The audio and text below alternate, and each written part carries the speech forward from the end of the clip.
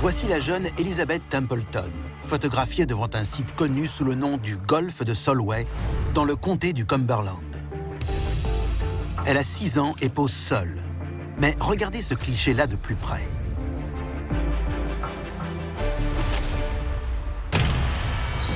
Certains y voient une silhouette extraterrestre apparaissant sur le négatif.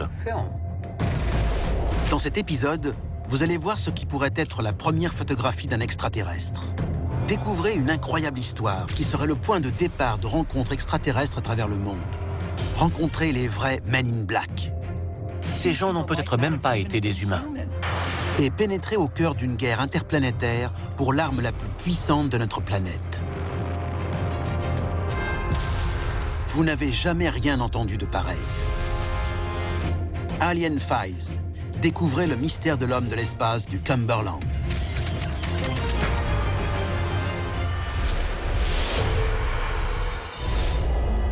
La machine est en marche. Des dossiers restés confidentiels pendant des décennies et décrivant des manifestations extraterrestres ont été rendus publics.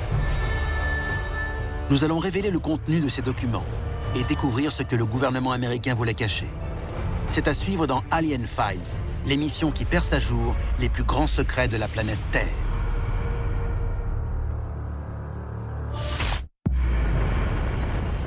L'hiver nucléaire. Les plantes ont disparu de la planète. L'eau s'est changée en acide. L'humanité a péri, victime de ses propres armes dévastatrices. Voici le futur qu'envisagent les théoriciens de la vie extraterrestre pour la planète.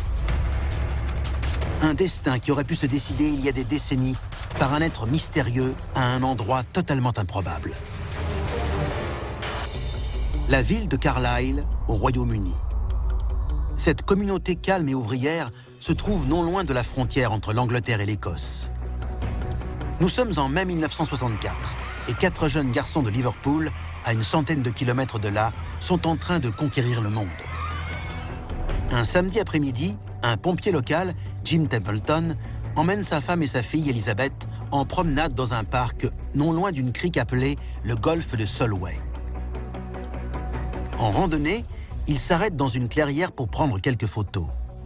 Mais ce qu'il va photographier pourrait bien être le premier cliché d'un extraterrestre. En se dirigeant vers la clairière, Jim Templeton ne remarque rien qui sorte de l'ordinaire, si ce n'est l'agitation des vaches et des moutons. Tous les troupeaux semblaient effrayés. Mais par quoi? La jeune fille pose avec un petit bouquet devant son père. Une semaine plus tard, Jim récupère les clichés développés au magasin. Le résultat fait froid dans le dos. Jim Templeton a pris une série de 3 photos de sa fille à l'aide d'un appareil à lentille unique. Sur 2 de ces photos, rien d'anormal. Mais sur la 3e photo, on peut voir en arrière-plan un étrange personnage vêtu de blanc, portant une sorte de combinaison spatiale et un casque. Cette photo est publiée dans le journal local et fait sensation sur le plan international. Le monde entier identifie cette silhouette comme un être ne venant pas de notre planète. Il sera bientôt connu comme l'homme de l'espace du Cumberland. En 1964, un cas comme celui-ci était du pain béni. Beaucoup de gens racontaient des histoires similaires, mais très peu pouvaient fournir une preuve photographique. Cela ressemble vraiment soit à de la science-fiction, soit à de la technologie d'avant-garde. Mais ce personnage ne semble pas porter de combinaison spatiale contemporaine. Ne serait-ce pas la première preuve d'un extraterrestre immortalisé sur pellicule ?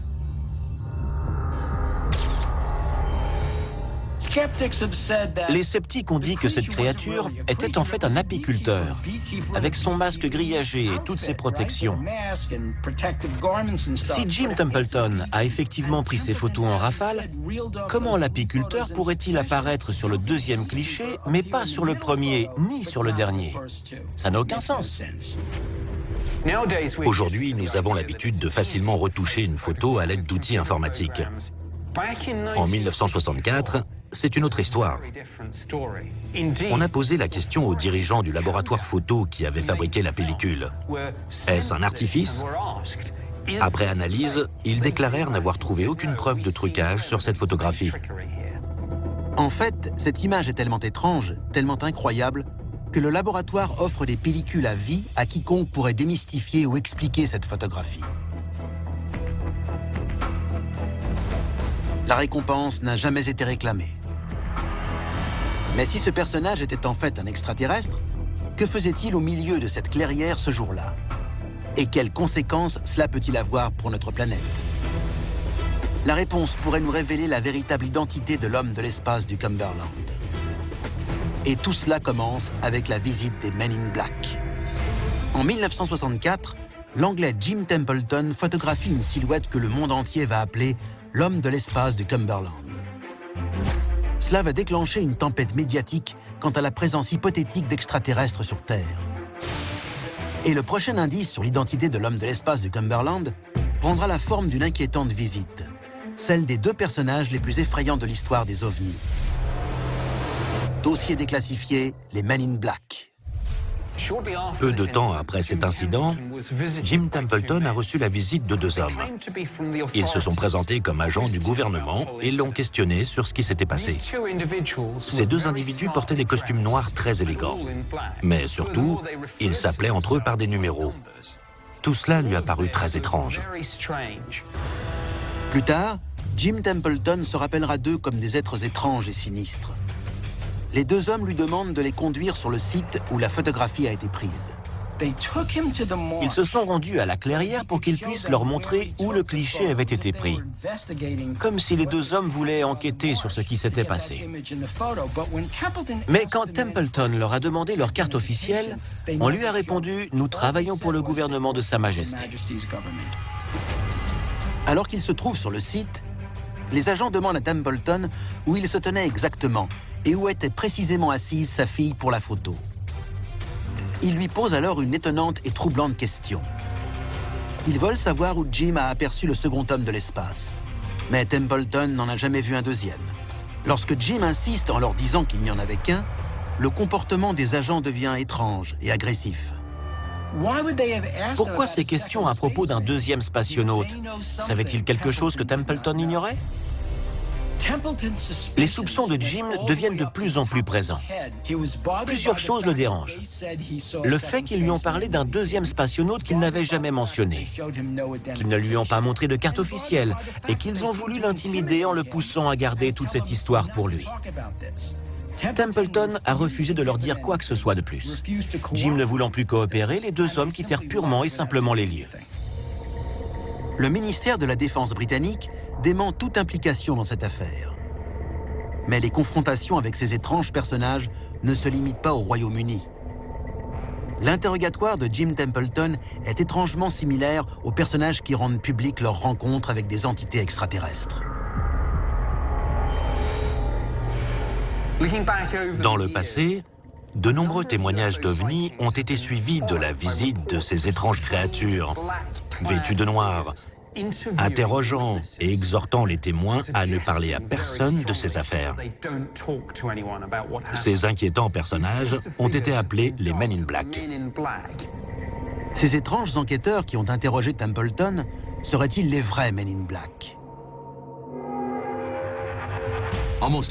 Tout ce qui est arrivé à Templeton rappelle étrangement d'autres rencontres décrites avec les Men in Black. Ils se déplacent habituellement par groupes de 2 ou 3 et sont vêtus de noir. Ils ont souvent de grands yeux et ils sont très agressifs à l'égard des témoins de rencontres extraterrestres. Et les coïncidences ne s'arrêtent pas là. Toutes les rencontres avérées avec les Men in Black ces 60 dernières années se font dans les jours qui suivent les visites d'OVNI. Mais comment savait-il où Templeton vivait? Ces hommes connaissent beaucoup de détails concernant les gens qu'ils interrogent, comme s'ils les surveillaient. Cela renforce la théorie selon laquelle ces hommes font partie d'une section d'élite gouvernementale, des hommes chargés de contrôler la diffusion de secrets extraterrestres auprès du grand public. Selon des documents gouvernementaux comme le projet Planète Bleue, ces Men in Black sont une faction de l'armée de l'air, connue sous le nom de Delta Team. L'unique but de ce groupe est de faire disparaître toutes les informations concernant les ovnis. Mais aucune agence gouvernementale n'a jamais confirmé leur existence. La description qu'a faite Templeton ne correspond pas tellement à celle d'agents gouvernementaux. Ils s'exprimaient de façon étrange, et au lieu d'utiliser leur nom, ils s'appelaient par des chiffres, des détails extrêmement troublants. Mais si ce ne sont pas des agents, qui sont-ils? D'autres face-à-face avec ces Men in Black ont également révélé d'étranges détails qui ne semblent pas très humains. Ils se comportaient de façon froide et quasi mécanique. Cela conduit à penser, comme ceux qui les ont décrits, que ces Men in Black ne seraient pas des êtres humains. Qui sont ces créatures? Des extraterrestres? Quel est leur rôle? Empêcher les gens de parler de leurs rencontres avec des ovnis? Ou bien sont-ils ici pour enquêter sur ces rencontres extraterrestres, comme une équipe d'investigateurs? Pas des humains, mais bien des extraterrestres tentant de garder secrète l'existence des ovnis aux yeux de l'humanité. Que pouvaient-ils bien chercher? L'ont-ils découvert? La réponse pourrait nous révéler non seulement l'identité de l'homme de l'espace du Cumberland, mais aussi sauver l'humanité tout entière.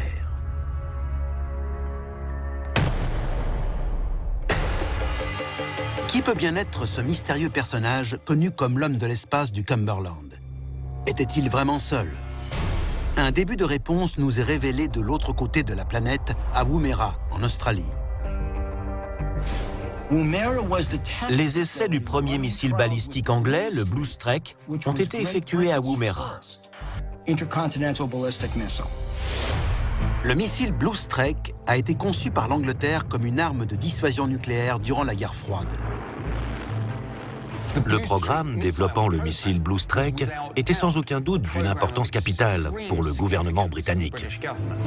La mise à feu du premier test est un moment crucial. Elle est prévue le 24 mai 1964. L'équipe au sol s'y est préparée de longs mois durant. Mais lors du compte à rebours, l'impensable se produit.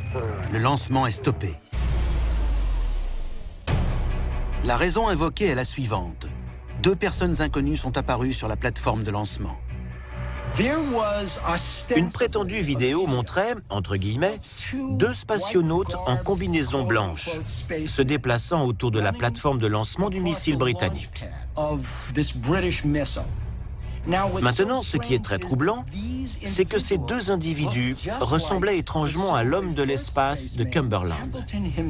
Templeton lui-même déclara que ces créatures décrites dans cette vidéo étaient quasiment les mêmes que celles prises sur sa photo. Les Men in Black interrogent Templeton à propos d'un second spationaute n'apparaissant pas sur sa photo. Y aurait-il un rapport entre ces 2 individus et ceux présents sur le site du missile? Pour quelle raison ces créatures, en supposant qu'elles aient bien été là, auraient-elles perturbé le lancement d'un missile test ultra confidentiel? Quel était leur objectif? Finalement, le lancement du missile a lieu, mais ce test s'avère être un échec. Mais n'était-ce pas vraiment ce que ces créatures voulaient? La relation entre leur présence et cet échec semblait inexistante, jusqu'à ce qu'on découvre une connexion stupéfiante.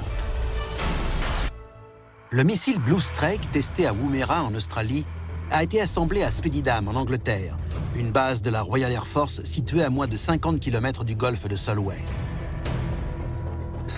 Y a-t-il un rapport entre l'homme de l'espace de Cumberland et le lancement du missile Blue Streak? En 1964, ce projet aurait sans doute suscité un intérêt majeur pour toute forme de vie extraterrestre de passage sur la Terre.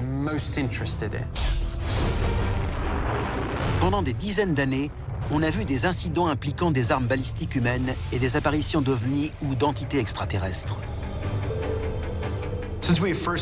À partir du moment où la première arme nucléaire a été mise au point dans les années 1940, beaucoup de gens pensaient que la finalité de ces missiles était de servir de moyen de transport à cette arme nucléaire. Moins de 3 semaines après ces événements, un nouvel incident impliquant un ovni au large des côtes de la Californie peut peut-être expliquer la relation entre nos mystérieux spationautes et ces missiles. Dossier déclassifié, l'attaque de missiles par les extraterrestres. Big Sur, sur la côte californienne. Nous sommes le 10 juin 1964, exactement 17 jours après que Jim Templeton ait pris sa photo. Une autre entité extraterrestre est filmée. Mais cette fois-ci, c'est par une équipe de l'armée de l'air américaine, au cours du test du missile Atlas. Le missile Atlas américain et le missile Blue Streak britannique sont tous les deux des missiles balistiques intercontinentaux. Ces deux fusées ont été lancées, bien qu'elles n'aient pas été armées, et ont toutes les deux été confrontées à d'étranges phénomènes.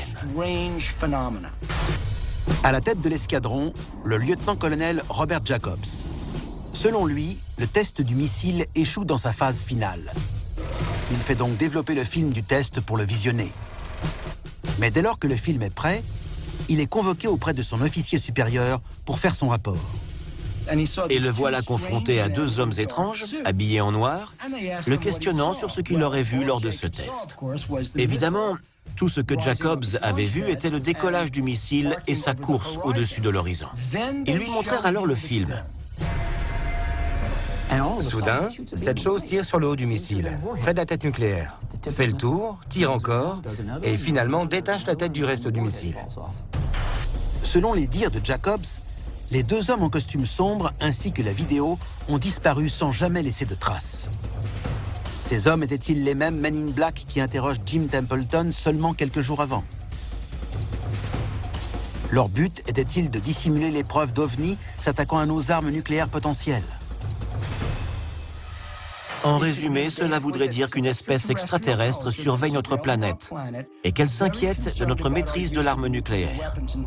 Elle ne permettra pas son usage et n'hésitera pas à perturber grandement la mise au point de ces missiles intercontinentaux. Les hommes de l'espace du Cumberland auraient donc été sur notre planète pour neutraliser nos armes nucléaires. Mais dans quel but? Et qui peut bien se cacher derrière ces casques? La réponse va vous déstabiliser. L'affaire de l'homme de l'espace du Cumberland a révélé la visite d'êtres étranges tentant de neutraliser nos armes nucléaires. Mais quelle créature se cache derrière les casques de ces mystérieux spationautes? Nous sommes au début des années 60. Le monde est sur le point de basculer dans un conflit nucléaire mondial. Qui aurait le plus à gagner en évitant que l'espèce humaine ne s'autodétruise? La réponse est simple. C'est l'espèce humaine elle-même, mais des êtres humains venant du futur. Se pourrait-il que ces spationautes aient été des humains venus du futur afin d'éviter une extermination nucléaire? Si nous mettions au point le voyage dans le temps, ne serait-ce pas pour corriger nos erreurs du passé? Si tout cela est vrai, nous pourrions avoir été sauvés d'une apocalypse que nous aurions nous-mêmes créée. Notre existence même serait donc due à l'homme de l'espace du Cumberland.